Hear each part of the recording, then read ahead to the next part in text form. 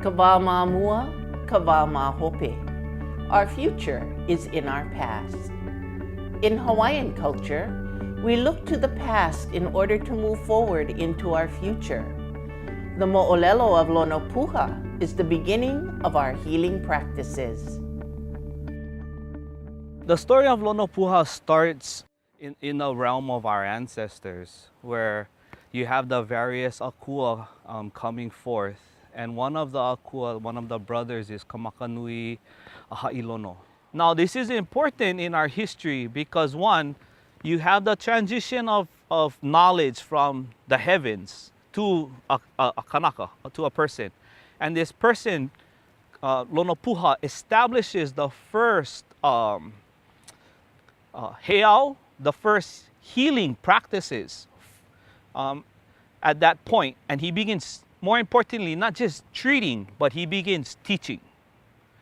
And so that's where the tradition and the order of what we call now kahuna, la'au, lapa'au. That term, la'au, lapa'au, is kind of misunderstood today. We only know it as medicinal medicine. But in old Hawaii, that term was to be knowledgeable in all the healing facets, to be broad. So it's like how we call somebody a doctor today. So that kahuna lapa'au, he establishes that that tradition in the mo'olono.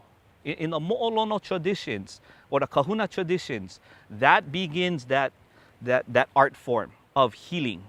And out of Lonopuha, who establishes that, he begins to teach and have successions of individuals throughout time that build upon the profession of healing that goes out to what we know of today, probably about 22 individualized skilled professions our kupuna knew of, that they continue to build upon.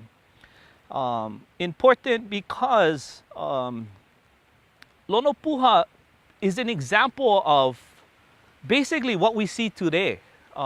His story is directly linked to what we see today, where there is a, prior to this, in all of Polynesia, when you talk about sicknesses, it's directly linked in with sorcery of the unseen, that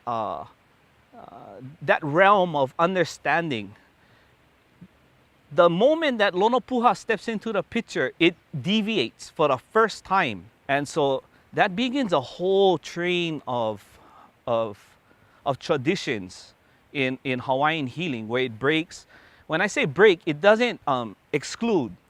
And there's various sources that share throughout time where our kupuna continue to believe that there was sicknesses that were of the unseen realm.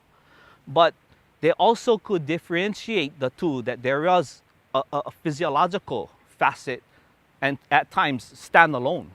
So you could have one or the other, or you could have a composite of both, a dual diagnosis. So throughout time, you have these various points of interest in traditional healing practices, which very much mimic today, where there's a need, there is a reality of health declining. And so you have heroes that in some ways step up and begin to recognize we must go beyond. We must not be comfortable in our shell, but to begin to open up and to learn and to address it. But more so also to not forget our traditions and look at it from a Hawaiian perspective. How do we see health and how do we deal with it in our ways? So I think when you look at the story of Lonopuha, he really sets that foundation.